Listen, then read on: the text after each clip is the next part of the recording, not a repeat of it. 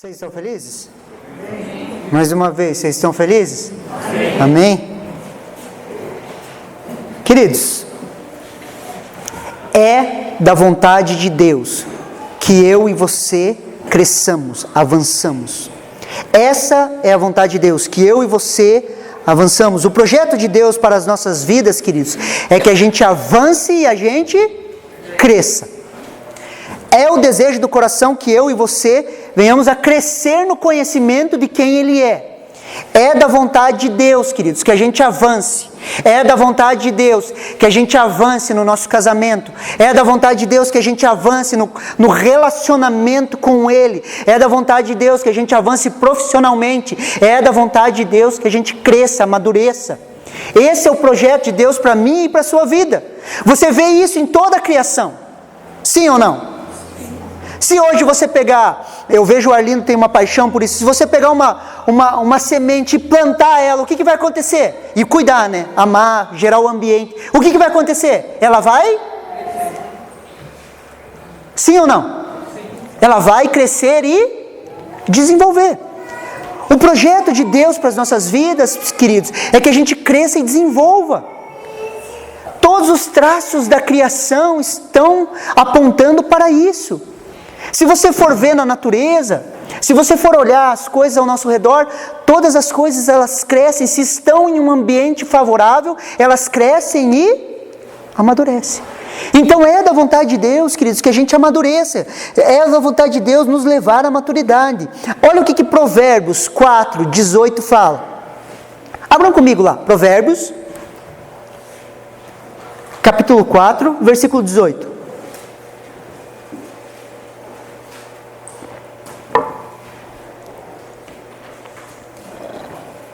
Provérbios, capítulo 4, versículo 18.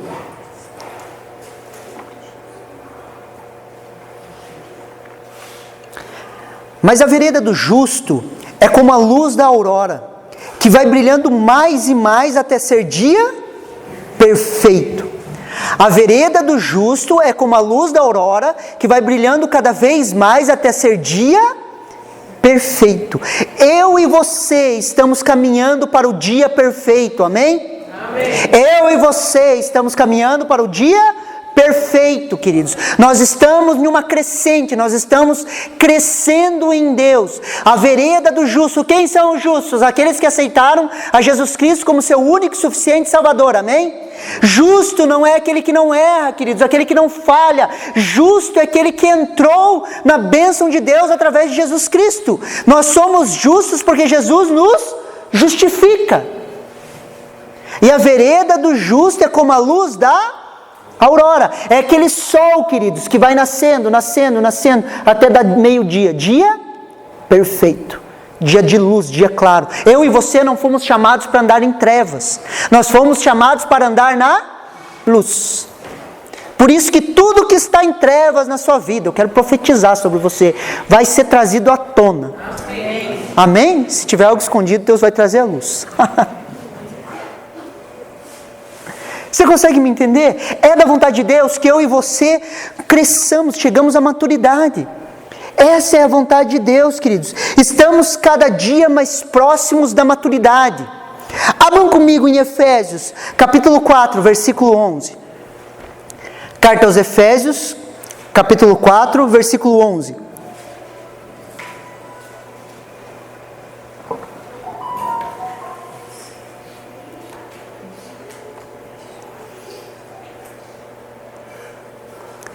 Aqui ele fala sobre os 5 ministérios. Primeiro ele vai falar que Jesus desceu, depois subiu, levou cativo o cativeiro, deu dons aos homens. E ele fala sobre os 5 ministérios. Você vai entender por que nós colocamos até na imagem os 5 ministérios. Porque nossa igreja funciona através do governo dos 5 ministérios. E nós precisamos entender isso. Porque é os 5 ministérios que nos traz maturidade. Os 5 ministérios que nos leva a entender um pouco mais a respeito de quem Deus é. Olha o que a palavra de Deus diz em Efésios 4:11. Nós vamos ler até o versículo 15.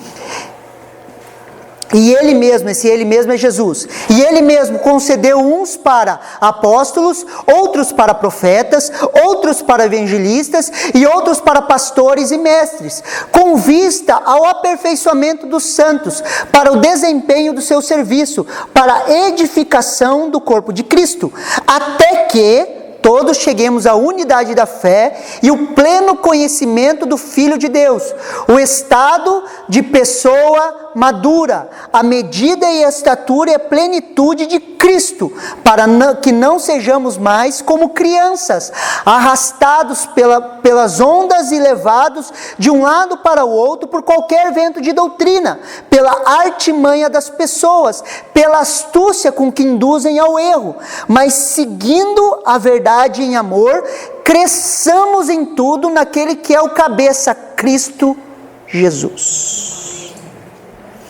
Deus, Ele estabelece os 5 ministérios. Quais que são os 5 ministérios?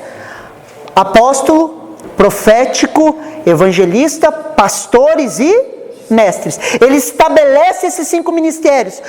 Para quê? Para o aperfeiçoamento dos santos, a edificação ou o crescimento do corpo de Cristo, até que todos cheguem à unidade da fé, pelo conhecimento do Filho de Deus.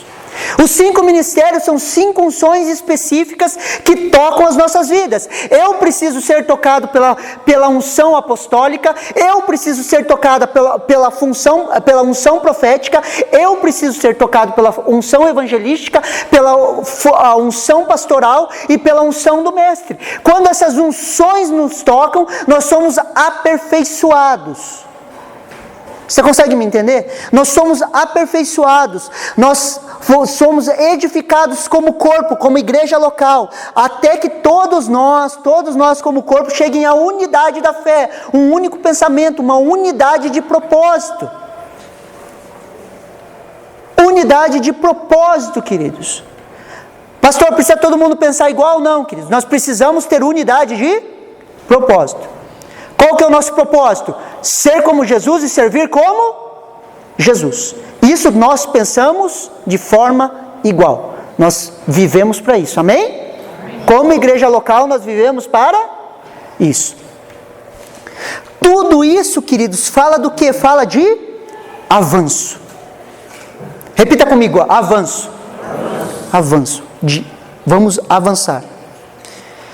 Você nunca esteve tão preparado como hoje. Mais uma vez, você nunca esteve tão preparado como hoje. Fala amém aí, crente. Quando não abortamos os processos de Deus, queridos, eu e você estamos em uma crescente. Quando eu não aborto o processo de Deus e deixo Deus trabalhar na minha vida, eu e você estamos em uma crescente. Estamos crescendo. Entre erros e acertos, se permanecermos no propósito, queridos, todas as coisas vão contribuir para o nosso bem. Todas as coisas cooperam para o bem daqueles que amam a Deus, daqueles que andam segundo o seu propósito. Se eu não aborto o processo e continuo no propósito, todas as coisas ao meu redor, elas cooperam para o meu bem. Erros e acertos acabam cooperando para o meu bem.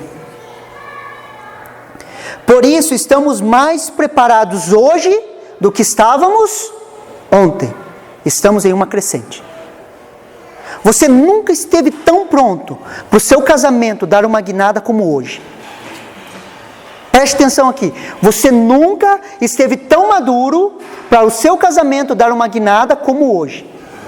Se você não abortou os processos de Deus na sua vida, e você tem se submetido à palavra de Deus, você nunca esteve tão pronto como você está hoje. E daqui a uma semana você vai estar mais pronto. Por quê? Porque a vereda do justo é como a luz da aurora. Estamos crescendo. Amém? Queridos, tem um exemplo interessante na história, queridos.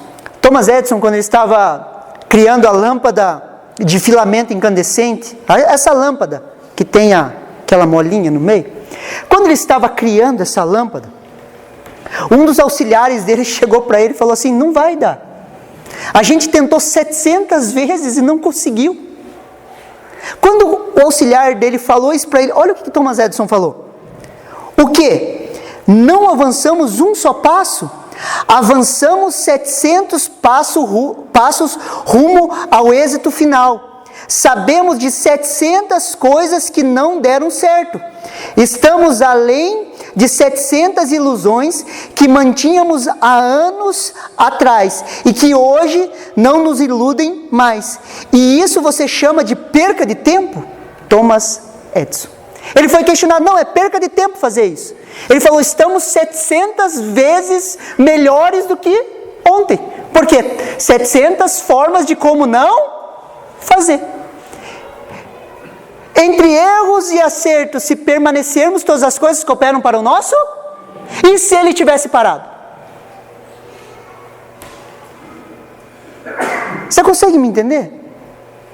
E se ele tivesse parado? E se você parar? Não pare, queridos, avance. Não pare no seu casamento, não pare nos seus negócios, não pare naquilo que Deus tem colocado no seu coração. Avance, queridos. Avance. Entre erros e acertos estamos no caminho. E hoje eu quero falar um pouquinho com você. E o tema da minha mensagem é: decida avançar. Decida avançar, queridos. Nós precisamos aprender a decidir, queridos. E hoje é uma noite de decisão na nossa vida. É uma noite onde nós vamos cravar uma estaca, nós vamos decidir, nós vamos avançar. Abram comigo em Tiago, capítulo 1, do versículo 5 a 8.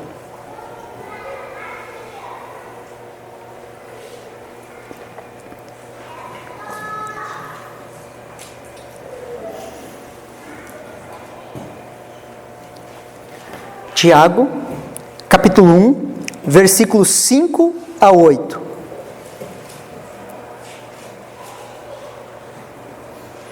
Esse texto é rico, queridos, extremamente rico. É um texto que você precisa ficar meditando nele direto. Deus, é isso aí mesmo? Como que é? É assim mesmo? É assim mesmo? Converse com a Bíblia, converse com o texto. Tiago 1, do versículo 5 a 8. Olha que poderoso isso. Se, porém, algum de vocês necessita de sabedoria, peça a Deus, que a todos dá com generosidade e sem reprovação, e ela lhe será concedida. Peça, porém, com fé, e nada duvidando, pois o que duvida é semelhante à onda do mar, impelida e agitada pelo vento. Que uma pessoa dessa não pense que alcançará do Senhor alguma coisa, sendo indecisa e inconstante em todos os seus caminhos. Ponto 1, queridos. Para avançar precisamos de sabedoria. Repita comigo assim: sabedoria. Sabedoria. Para avançar precisamos de sabedoria. Se, porém, algum de vocês necessita de sabedoria, peça a Deus, que a todos dá com generosidade, sem reprovação, e ela lhe será concedida. Qual a área da sua vida que você precisa avançar? Pense comigo. Qual a área da sua vida que você precisa avançar? É o seu casamento? São os seus negócios? É a sua vida com Deus? É o seu relacionamento na igreja? É o seu serviço na igreja? O seu serviço na casa de Deus? Qual área da sua vida você precisa avançar? Nós poderíamos fazer essa pergunta dessa maneira: qual área da sua vida você precisa de sabedoria? Porque a partir do momento que nós temos sabedoria, nós avançamos. Qual área da sua vida que você precisa de sabedoria? Financeira, emocional, relacional, familiar, profissional? Qual a área da sua vida que você precisa de sabedoria? Qual a área da sua vida que você precisa avançar? Qual a área da sua vida que você precisa de uma revolução de Jesus? Você sabia que Jesus pode fazer uma revolução na sua vida, sim ou não? Sim. Sabia? Jesus pode entrar no seu casamento e fazer uma revolução sobrenatural, a ponto de você não se reconhecer mais. Jesus pode entrar na sua vida, queridos, e transformar a sua vida de forma sobrenatural. Só que nós precisamos de sabedoria. Só pedimos aquilo que temos necessidade. Olha o que o texto fala. Se, porém, algum de vocês necessita de sabedoria. Se algum de vocês necessita. Enquanto eu acho que eu posso, que eu consigo, que a força do meu braço vai fazer, eu não vejo necessidade. Você já percebeu isso? Quando a tua vida está indo bem, as coisas estão acontecendo, parece que nós não vemos necessidade. Parece que nós se desligamos das coisas. E nós só pedimos aquilo que nós necessitamos. Sabe por que eu estou falando isso? Preste atenção aqui em mim. Qual que foi a última vez que você pediu algo para Deus? Qual foi a última vez que você pediu sabedoria para Deus? Ah, pastor, eu não lembro. Então você está indo muito bem. E esse que é o grande problema. Ou você acha que está indo muito,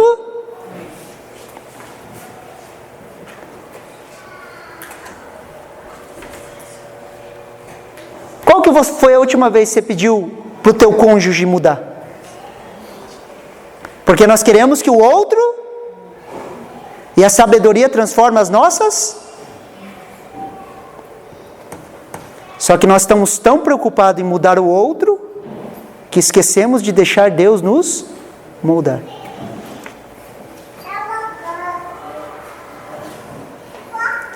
Qual foi a última vez que você pediu sabedoria para Deus para você ser transformado? Nós só pedimos aquilo que nós temos necessidade. Se não cair as vendas e nós vermos que nós somos pobres, cegos e nus, nós vamos continuar com aquela oração feiticeira. Muda o meu marido, muda a minha esposa. Isso é feitiçaria, queridos.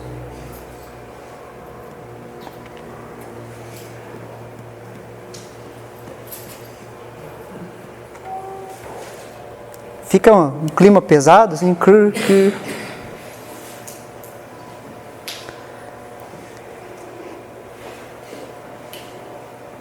Sabe por que muitas vezes nós fracassamos? Você já parou para pensar? Que muitas vezes a gente fracassa em algumas coisas? Já aconteceu com você, sim ou não? Você querer avançar e não conseguir? Já aconteceu comigo? Aconteceu várias vezes. E uma vez eu perguntei para Deus, por que nós fracassamos? Deus me respondeu assim: para que Deus possa esfregar na nossa cara a dependência dEle. Preste atenção.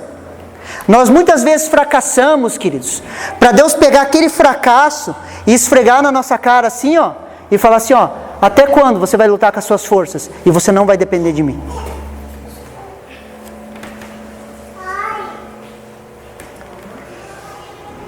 Olha para a tua história, queridos. Quantos fracassos você teve porque você tentou fazer do seu jeito, da tua maneira, na força do seu braço. E Deus tem que pegar os teus fracassos e esfregar na sua cara e falar, você depende de mim. E eu vou trabalhar na sua vida para que você entenda a minha soberania sobre a sua vida.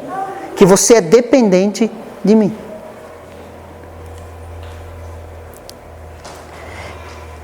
Existe um exemplo em Juízes, capítulo 7, versículo 2, que é o exemplo de Gideão. Olha que interessante. Juízes, capítulo 7, versículo 2. Preste muita atenção aqui. O Senhor disse a Gideão: é demais o povo que está com você, para eu entregar os medianitas nas suas mãos. Israel poderia se gloriar contra mim, dizendo, a minha própria mão me livrou. Qual que é o contexto? Presta atenção. Deus chama Gideão para libertar o povo de Israel da opressão dos medianitas. Os medianitas estavam oprimindo o povo de Israel fazia 7 anos, porque o povo de Israel tinha se rebelado contra Deus, estava sendo opresso durante 7 anos. Deus chama Gideão, Gideão convoca os seus homens, os homens se apresentam, Deus olha, tem muito homem para lutar. Daí Deus fala assim, Gideão fala para o povo, quem está com medo vai embora. Daí Gideão parou diante daquela multidão e falou: quem está com medo vai embora. A maioria foi embora. Eles não eram homens de guerra. Deus fala assim: tem muita gente com você, Gideão. Gideão recolhe o povo. Deus fala: leva eles tomar água. Gideão leva eles tomar água. Alguns se agacham, queridos, e tomam água, segurando a arma na mão, e tomam água assim. E outros se acrocam e lambem igual o cachorro. Cachorro mesmo, a Bíblia fala cachorro. E Deus fala: aqueles que tomaram água como cães, pode mandar embora. Mandou embora aqueles que tomaram água como cães. Sabe quantas pessoas sobraram? 300. Para lutar contra um grande exército. Por que Deus fez isso? Para que o povo não se gloriasse, dizendo: foi o nosso braço que nos livrou. E muitas vezes, queridos, nós fracassamos. Por quê? Porque nós achamos que a força do nosso braço, achamos que a nossa inteligência em negócios, achamos que a nossa força é espiritual, entre aspas, nós achamos que é algo que vem de nós, mas não é, queridos, é algo que vem dele. Para quê? Para que toda a honra, toda a glória e todo o louvor sejam dados a Jesus Cristo, nosso único e suficiente Salvador. Você está me entendendo? E muitas vezes Deus vai ter que pegar esses fracassos e esfregar na nossa cara. Está vendo? Você está se achando demais. Você acha que é você. E não é você. Olha o exemplo de Davi, queridos. O homem segundo o coração de Deus. Salmos capítulo 20, versículo 7. A palavra de Deus fala assim: uns confiam em carros, outros em cavalos, mas nós faremos menção do nome do Senhor, nosso Deus. Queridos, Davi era um homem de guerra. Davi era um homem de guerra. E o que ele fala? Alguns confiam em carros e cavalos. Alguns confiam nas suas carruagens de guerra. Alguns confiam no sua força militar, sua força bélica. Mas nós, o povo de Deus, vamos fazer menção do nome do Senhor.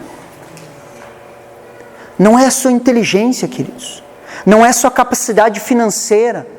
Não é a sua capacidade emocional. Nós precisamos aprender a fazer menção do nome do Senhor.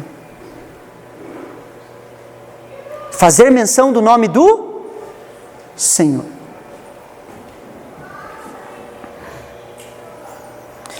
Quando eu reconheço que eu necessito de Deus, eu me rendo e peço, queridos. Confesso que não consigo sozinho.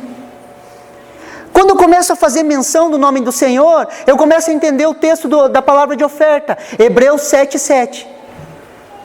Sem sombra de dúvidas, o menor é abençoado pelo maior. Eu me faço de menor. Quando eu vejo que há uma necessidade em mim, queridos, eu começo a pedir a Deus, eu começo a ter comunhão com Deus, e eu começo a falar: Deus, o Senhor é superior, eu sou inferior, eu não sei o que fazer, eu necessito de sabedoria. A sabedoria, queridos, ela é muito mais do que informação. Eu e você vivemos na era da informação. Todo mundo sabe um pouco de muita coisa. Existe pouca profundidade. Sobre todos os assuntos, eu e você temos uma opinião. Você já percebeu? Que você tem opinião para tudo, mesmo que não seja sua área de negócio. Ah não, tinha que fazer assim, assim, assim. Todo mundo tem uma opinião sobre tudo. Todo mundo sabe um pouco de um monte de coisa. Por quê? Qualquer coisa que eu quero saber, eu faço uma pesquisa no Google. E me encho de informação. Só que informação não é conhecimento, queridos. E nessa geração, todo mundo tem uma opinião sobre tudo. Ah não, deveria fazer assim, assim, assim. Como se nós soubéssemos, queridos. Você consegue me entender? E quando Deus vem falar com nós, o que a gente faz? Eu já sei. Eu já sei. Eu brinco com os jovens, tem 2 portas do inferno. Uma eu já sei, assim, escrito bem grande assim. Eu já sei, e a outra assim, isso não tem nada a ver. Você vai falar para o jovem: jovem, se guarda. Isso não tem nada a ver. É porta do inferno, está aberto. Você vai aconselhar alguém. Você está conversando com alguém, a pessoa olha assim para você: eu já sei. Então sabe por que está vivendo nessa lama que está vivendo? Desculpa, foi um desabafo do pastor. Perdi a compostura agora. Mas acontece assim, queridos. Por quê? Porque você vai conversar com a pessoa, eu já sei. Falou, já sei, eu paro de falar. Aprendi com o Arno. O Arno é assim, você falou, eu já sei, ele não te fala mais nada. Falar pra quê? Você já sabe? Só que já sabe em um conceito raso, em um entendimento raso, fora de prática, sem entendimento, sem sabedoria. Então existem duas portas do inferno na minha teologia herege, queridos. Eu já sei e isso não tem nada a ver. É minha teologia, tá? Isso é heresia, tá? Mas eu gosto de ilustrar com isso. Você consegue me entender? Quantas vezes Deus quer falar conosco, queridos, e nós já sabemos. Deus quer derramar sabedoria para eu e você avançar, mas nós já sabemos. Eu já sei, pastor. Aquele marido meu que não presta mesmo, eu tenho que matar ele. Eu já sei. Você consegue me entender? E é uma sabedoria rasa. Olha o que Jeremias 33:3 fala. Esse texto eu gostaria que vocês abrissem comigo. Abram comigo. Jeremias 33:3. Se você puder, sublinhe esse texto na sua Bíblia.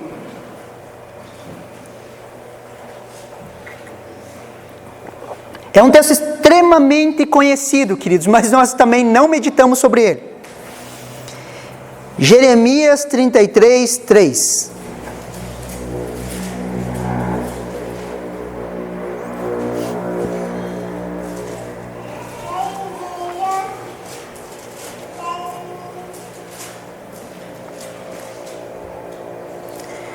Jeremias 33:3 fala assim, preste muita atenção nessa palavra. Clama a mim, e responder-te-ei, e anunciar-te-ei coisas grandes e firmes que não sabes. Anunciarei coisas grandes e firmes que você não... Tem coisas que você não sabe, Zé. Tem coisas que você não sabe. Existe uma sabedoria superior à sua em todas as áreas.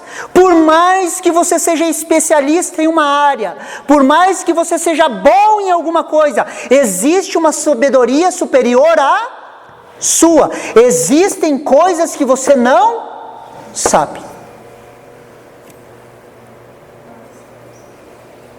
Eu já sei, pastor. Não, você não sabe. Simples assim.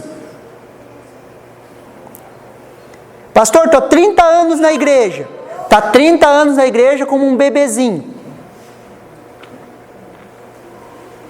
Criança na fé, não cresceu.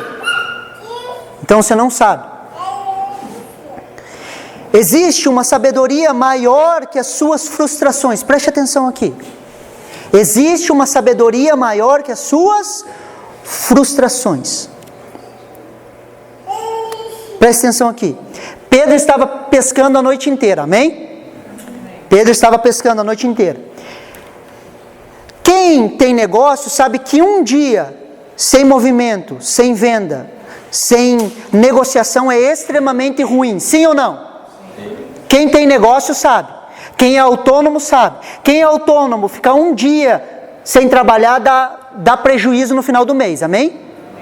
Então Pedro estava pescando e ele não pegou peixe nem um.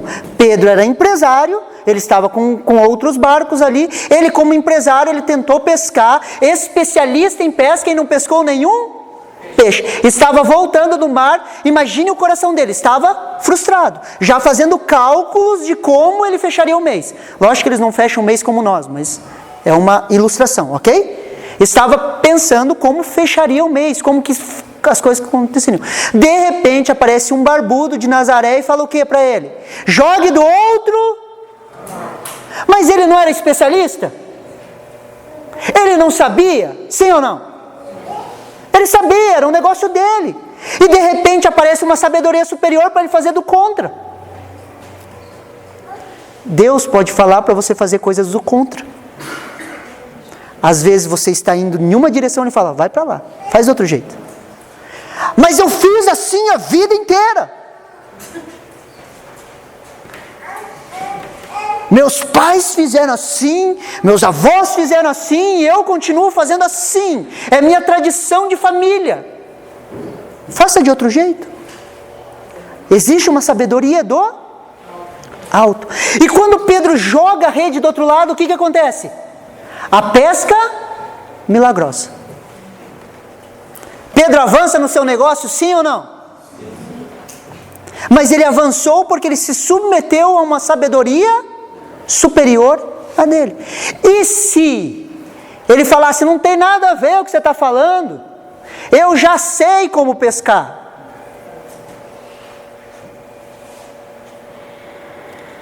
Eu sei como que faz. Faço isso todos os dias. Eu já sei, Jesus.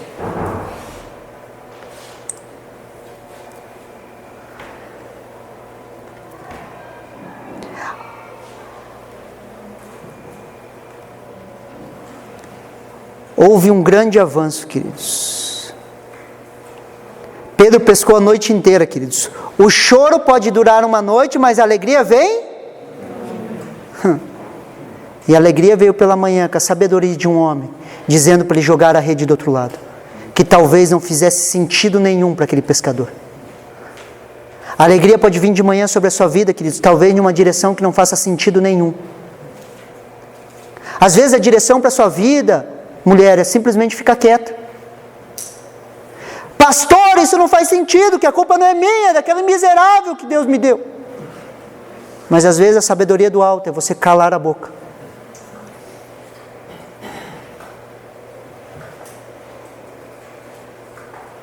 É tempo de avançar. O dia está raiando. As áreas de escuras sobre a sua vida, elas vão avançar. Vou repetir. As áreas escuras sobre a sua vida, elas vão avançar. E vão se tornar dia perfeito. O choro pode ter durado uma noite, mas a alegria, ela está vindo pela manhã.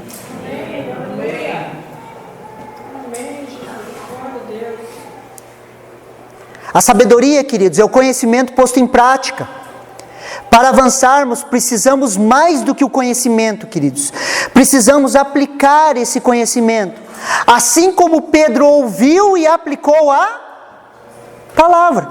Ele ouviu e praticou. É o conceito da praxis romana, queridos. Os romanos tinham conhecimento, um conceito de praxis que era o quê? A teoria mais a prática. Eu sou formado em educação física. E educação física é a praxis pura. É a teoria mais a prática.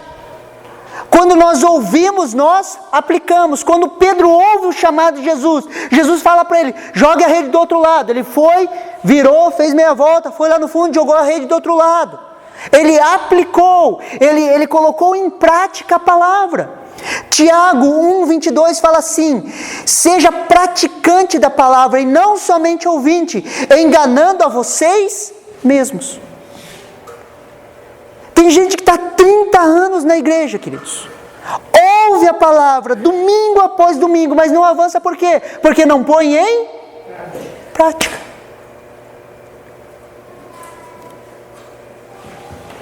Aplique a palavra de Deus. A palavra de Deus é infalível, queridos. Posso ouvir um amém? Amém. A palavra de Deus é infalível. Qualquer área da sua vida que você aplicar a palavra de Deus, você vai avançar. É infalível, queridos. Ela funciona, ela é verdadeira.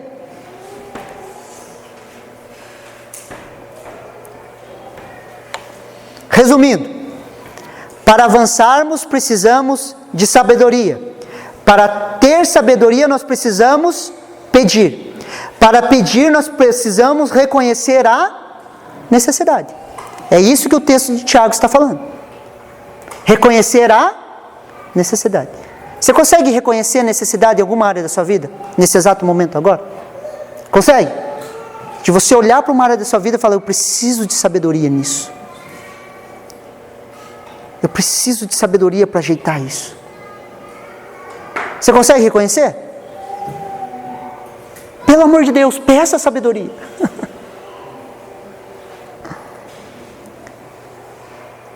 Ponto 2. Precisamos pedir com fé.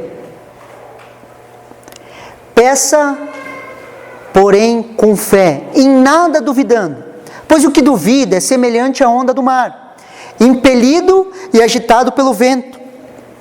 Que uma pessoa dessa não pense que alcançará do Senhor alguma coisa, sendo indecisa e inconstante em todos os seus caminhos. Queridos, eu e você precisamos romper com a dúvida. Precisamos acionar nas nossas vidas o modo fé.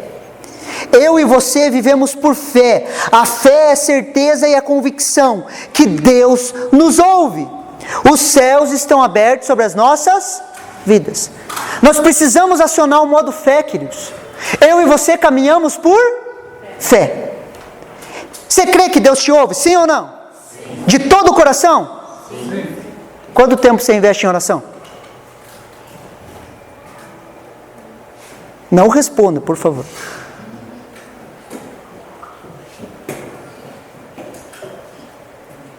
Queridos, se Deus nos ouve, o Criador dos céus e da terra, o Todo-Poderoso, o El Shaddai, o Alfa, o Ômega, o princípio e o fim, a rosa de Saron, aquele que é Criador dos céus e da terra, que todas as coisas convergem nele, aquele que é o princípio e o fim, aquele que é o início de todas as coisas, aquele que é o conselheiro maravilhoso, Pai da eternidade, príncipe da paz, aquele que era, que é e que há de vir, o Todo-Poderoso. Se Ele nos ouve, por que nós não oramos?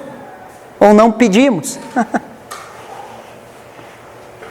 Não, tenho que fazer mais um curso. Não, eu tenho que fazer uma especialização. Não, tenho que aprender um pouco mais. Toda a sabedoria está nele. E nós temos acesso a ele.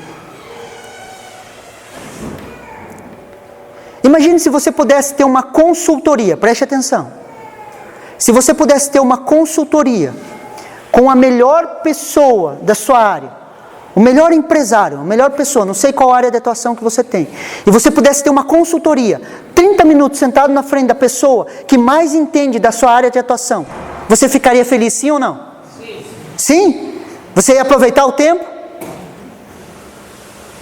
Você pode ter consultoria com o Criador dos céus e da terra.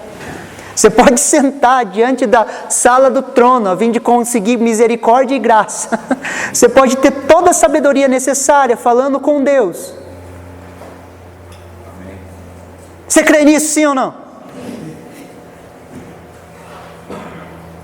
Aquele que necessita de sabedoria, peça.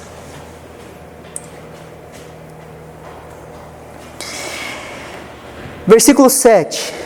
Que uma pessoa dessa não pense que alcançará do Senhor alguma coisa, sendo indecisa e inconstante em todos os seus caminhos. A palavra indecisa aqui, queridos, significa mente dupla, vacilante, incerto, duvidoso, de interesse duvidoso. Mente dupla. Uma hora pensa uma coisa, outra hora pensa outra coisa. Indecisa. E a palavra inconstante é instável, inconstante, desassossegada. É instável. Quando somos indecisos e inconstantes, somos mornos, nem quentes, nem frio. A fé é certeza e a fé é convicção. Deus está comigo. Você consegue me entender? Nós não somos mais nem indecisos, nem inconstantes. Amém? Mais uma vez, você não é mais indeciso, nem inconstante. Amém? A maturidade nos leva ao quê, queridos? A deixarmos de sermos inconstantes. A adolescência, um adolescente, qual que é uma das características do adolescente? A inconstância. Sim ou não? Adolescentes são inconstantes, natural. Quando nós estamos crescendo com Deus, nós nos tornamos bebês, crianças, adolescentes, depois maduros. Amém? É o mesmo processo. Já chegou o tempo de maturidade. Nós não somos mais inconstantes. Hoje eu creio, pastor. Vai vir fogo do céu. No outro dia, o que aconteceu, irmão? Difícil, pastor. Difícil. Muito difícil, muito difícil, muito difícil. No outro dia, fogo, aleluia, glória. Chega disso, meninice. Não somos mais inconstantes nem indecisos. Nós cremos que Deus é conosco. Tem dias que as pessoas olham, nossa, Deus me ama, me ama, me ama, me ama.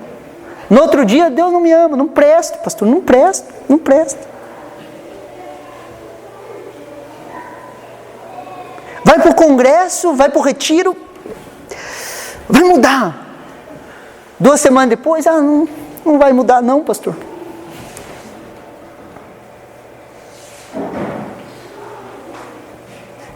Estamos caminhando para a maturidade. Amém? A fé, querido, nos leva a avançar. A fé, ela é ativa. Nos tira da inércia, nos faz caminhar. Abram comigo em Atos, capítulo 16, versículos 5 e 6. Eu gostaria que você prestasse muita atenção nesse texto. Atos, capítulo 16, versículos 5 e 6.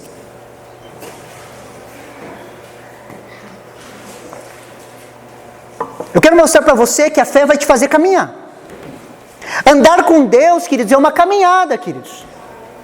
Amém? Por isso que os primeiros cristãos, eles eram conhecidos como as pessoas do caminho. Chamavam eles das pessoas do caminho. Jesus é o caminho, a verdade e a... Você está num caminho, você fica parado, você anda. Queridos, nós precisamos andar assim, ó. É um caminho, é um caminhar com Deus. Nós estamos caminhando com Deus. A vereda do justo é como a luz da aurora, que vai brilhando, brilhando até se tornar dia perfeito. Eu e você estamos em uma crescente, próximos do dia perfeito. Nós estamos caminhando, amém? Olha que interessante, Atos 16, versículos 5 e 6. Aqui falando sobre Paulo. Assim, as igrejas eram fortalecidas na fé, e dia a dia aumentavam em número, e percorreram a região da Galácia, tendo sido impedidos pelo Espírito Santo de pregar a palavra na província da Ásia. Então Paulo estava tentando entrar na província da Ásia, e o que aconteceu? Ele foi impelido pelo Espírito Santo, e Deus faz uma curva, e essa curva mudou a história da humanidade, queridos. Porque depois eles desceram para Macedônia, o berço cultural do mundo antigo, e ali Paulo pregou com eficácia. Mas o que estava acontecendo? Paulo estava caminhando no seu propósito, de boa, na lagoa. Quando ele tentou entrar na Ásia, o que o Espírito Santo fez? O impeliu. Não entra aí não. Vai para Macedônia. Daí ele teve um sonho que um homem na Macedônia pedia ajuda. O que ele fez? Ele foi para Macedônia. Ele estava parado ou ele estava andando? Ele estava parado ou estava andando? Ele estava andando. Paulo não ficou parado, ele avançou. E o Espírito Santo o guiou. Mas guiou em seu avanço. Guiou no seu avanço. Na inércia, queridos, não existe mover de Deus. O medo nos paralisa. Na inércia não existe mover de Deus. Não existe. Pastor, me frustrei com a igreja, vou largar tudo, não vou ajudar mais ninguém, não vou fazer mais nada. Para com as coisas de Deus. Não, Deus está comigo, está me guiando. Está te guiando aonde? Você está parado? Deus, Ele move nas nossas ações, queridos. Quando estamos caminhando, Paulo estava indo para um lugar que o Espírito Santo não queria que ele fosse naquele determinado momento. O que Deus fez? O impeliu e levou ele para outro lugar. Ser guiado pelo Espírito Santo, queridos, é ser guiado nas ações diárias de todos os dias. Não é ficar parado esperando que Deus faça alguma coisa por nós.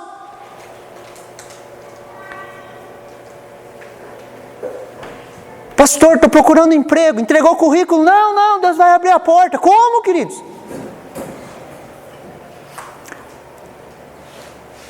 Você consegue me entender? Para crescermos nas coisas espirituais, queridos, nós precisamos caminhar.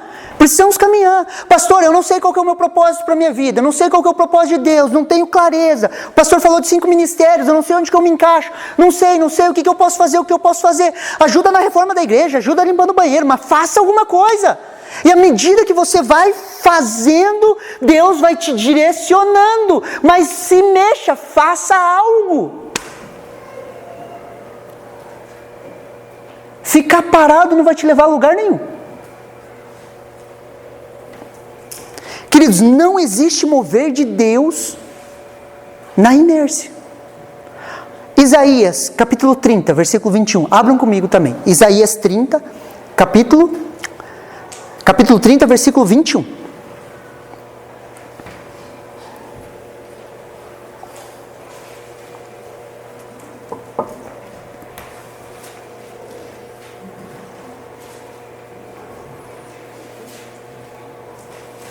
Isaías 30, 21.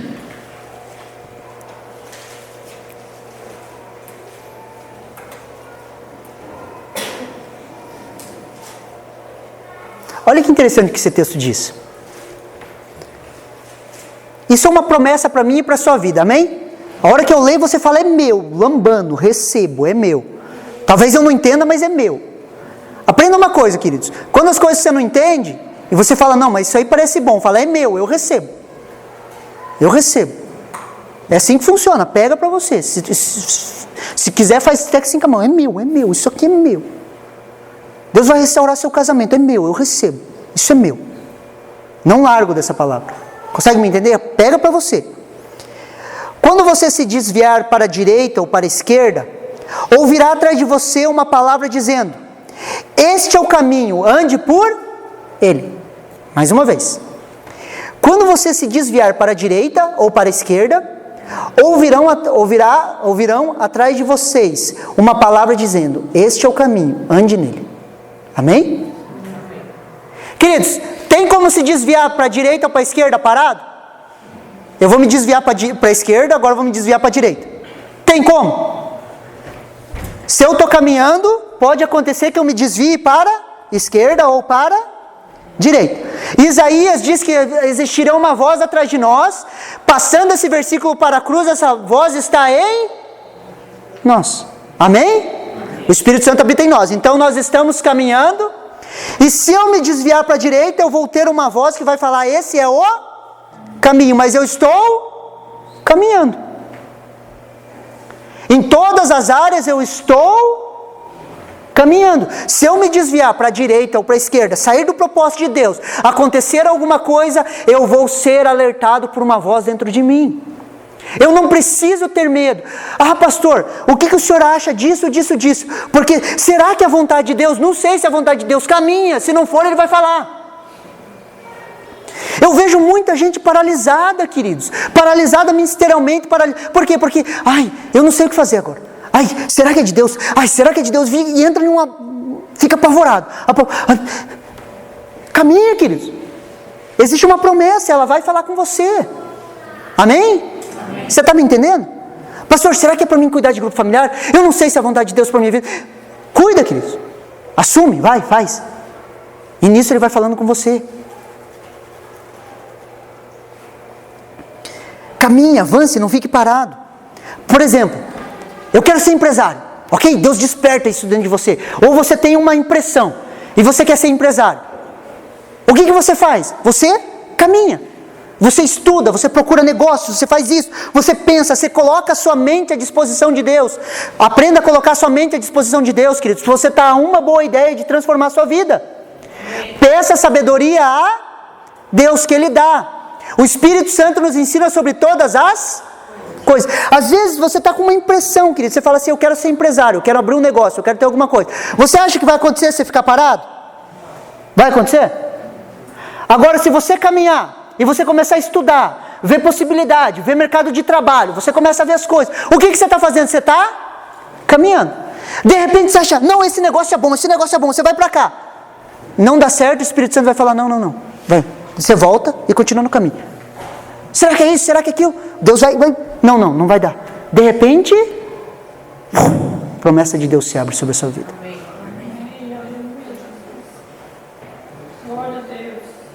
É assim que as coisas funcionam com Deus, queridos. Eu estou caminhando. E eu quero a restauração do meu casamento. Deus, será que é da tua vontade que o meu casamento seja restaurado? Deus, eu respondo de púlpito. É da vontade de Deus que o seu casamento seja restaurado. Amém? Amém? Amém? Ok. Já saímos do ponto base. Daquilo que a palavra diz. Você vai, você fala, não, é que ele é meu marido, minha mulher. Daí o Espírito Santo vai falar, vem para cá, é você. Eu quero tratar com você. Não, é culpa dele. Não, é você. E ele vai te direcionando. Mas você vai andando. Daí você vai tentar terceirizar a culpa. A minha infelicidade é por causa desse casamento miserável que eu tenho. Não. Não, é você. É com você que eu quero tratar. E Deus vai alinhando, é você. E Ele vai trazendo. De repente, queridos, você começa a amar como se nunca tivesse sido ferido. E quando você começa a amar o seu cônjuge como se você nunca tivesse sido ferido, você vai ver a transformação na vida de vocês. Porque todas as coisas cooperam para o bem daqueles que amam a Deus, daqueles que andam segundo o seu propósito. O propósito de Deus é te ensinar a amar, queridos, de forma incondicional. Deus trata isso todos os dias na minha vida, queridos, para mim amar você. E às vezes é doído, dá vontade de dar uma cadeirada em uns, mas eu não posso. E Deus vai trabalhando o amor. Eu brinco, queridos, mas essa é a verdade. Qual que é o propósito de Deus para as nossas vidas? Sermos iguais a Jesus. Jesus ama o seu marido? Jesus ama a sua esposa? Sim ou não? De todo o coração dele. E Ele quer fazer que isso se manifeste através da sua vida. Você não conhece o marido que eu tenho, pastor? Se você conhecesse, você não ia falar assim. Você não conhece as ovelhas que eu tenho? Você entender o que eu estou falando. Estou brincando, as ovelhas aqui são uma bênção. Eu amo cada um de vocês. Vocês são uma bênção na minha vida, amém? Mas é só para que você entenda. Você consegue me entender? Só que nós precisamos o quê? Caminhar. Nós precisamos estar no caminho. Estamos no caminho. No caminho eu vou percebendo que eu preciso de sabedoria. Porque eu vou vendo as necessidades. E a partir do momento que eu vejo que eu preciso de sabedoria, eu começo a pedir sabedoria a Deus. E quando eu vou pedindo sabedoria a Deus, Ele vai me guiando. Provérbios fala que a sabedoria estava na praça, gritando, até que alguém ouvisse a sua voz. A sabedoria é Jesus. Jesus está gritando nas praças. Ouçam-me.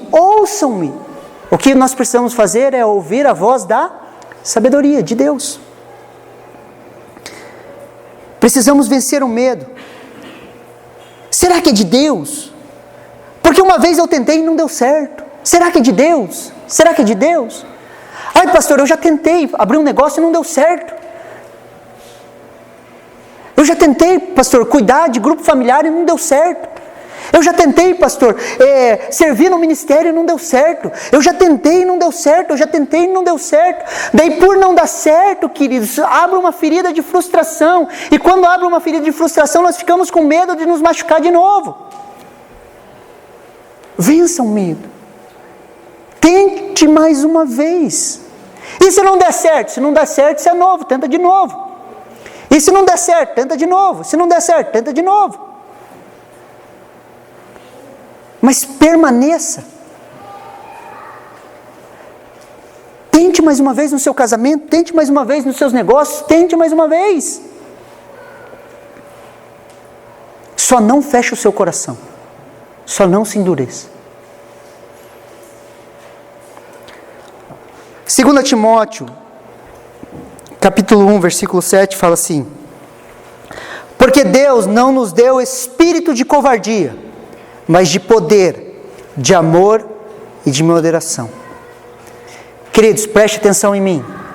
É tempo de avançar. Preste atenção aqui, é tempo de avançar. É tempo de você avançar ministerialmente, é tempo de você avançar profissionalmente, é tempo de você avançar no seu casamento. Posso ouvir um amém? Amém. É tempo de avançar, queridos. Por quê? Porque o Espírito que habita em nós não é um espírito de covardia, mas de poder, amor e moderação. Tudo é possível ao que crê. Você recebe essa palavra no seu coração? Amém. Você recebe essa palavra? Amém? Vamos nos colocar em pé, vamos orar?